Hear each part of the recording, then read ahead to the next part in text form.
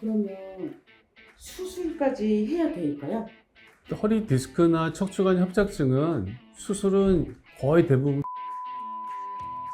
노인들에 있어서 협착증이랑 만성 디스크가 겹쳐 있는 경우가 많은데, 대개 디스크는 젊은 사람들한테 주로 많이 생기고, 급격하게 이 수액이 터져서 신경을 눌러서 다리가 땡기는 증세가 대표적인 증세고요. 협착증은 누구나 이제 나이가 들면서 이 신경관이 이렇게 좁아져요. 막 부관절도 두꺼워지고 황색인데도 두꺼워지는 분이 계시고, 디스크도 이렇게 이제 나이가 들면서 신경관 쪽으로 밀려 나오게 돼서 서서히 신경관이 좁아지는데, 이 나이랑 관계된 병이에요. 그래서 척추관 협착증은 이렇게 전체적으로 나이가 들수록 나빠질 수밖에 없습니다. 우리가 협착증은 이 신경이 지나가는 게 좁아져서 대표적인 증세가 가만히 있으면 안 아파요. 그러니까 누워있거나 앉아있을 때는 편하시고, 서서 걸으면 많이 못 걷고 쉬고 싶어 하는 게, 그런 증세가 많으면 협착증이라고 저희가 봐야 됩니다.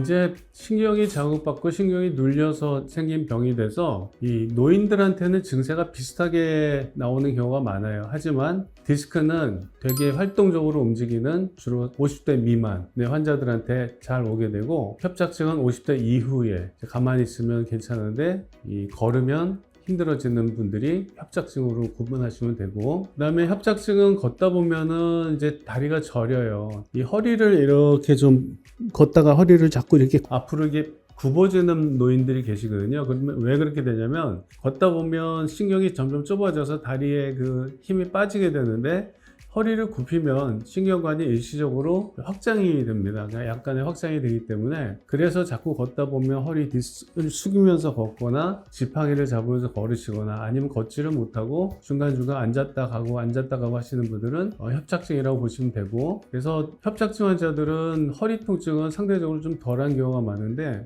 디스크는 허리를 굽힐 때, 수액의 압력을 높일 때, 특히 또 앉아있을 때 그것도 수액을 높이는 자세거든요. 더 아프시게 되고 방사통이 강하게 됩니다.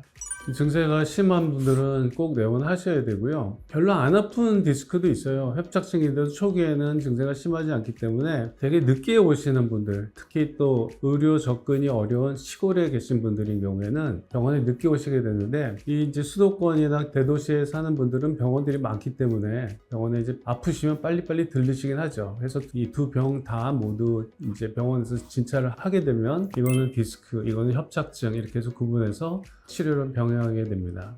디스크는 이제 터진 디스크인 경우에 우리가 간단한 물리치료나 아니면 통증 주사 같은 거로 자연 치유가 되는 경우가 꽤 있습니다. 그래서 터져 나온 디스크는 자연 치유가 가능성이 꽤 있는데, 협착증인 경우는 제가 아까 말씀드렸듯이 나이랑 관계되는 병이어서, 우리 나이가 70에서 30살로 돌아가지 않는 이상 자연적으로 치유는 불가능하고, 또 요즘 수명이 길어져서 점점 병이 심해지는 게 일반적입니다.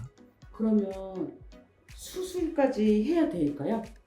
허리 디스크나 척추관 협착증은 수술은 거의 대부분 필요 없습니다. 한 90% 이상은 수술 없이 안정이라든지 아니면 물리치료, 도수치료, 신경차단술, 그 다음에 통증이 좀 가라앉으면 허리 근력을 강화시키는 그런 운동치료 등으로 대부분 낫게 됩니다. 하지만 이런 기본적인 치료를 모든 환자가 다 나면 얼마나 좋을까요? 그렇지 않은 분들은 이제 병원에 가서 정밀검사도 받아보시고, 필요하면 시술 또는 간단한 양방향 내시경 수술 등으로 병을 근본적으로 이 신경을 넓히는 치료를 해야지 되는 경우도 있습니다. 치료에 대한 영상은 제가 다음 영상에서 한번 말씀드리도록 하겠습니다. 다음 영상에서도 함께 해주세요. 척추는 좁아요. 구독, 좋아요.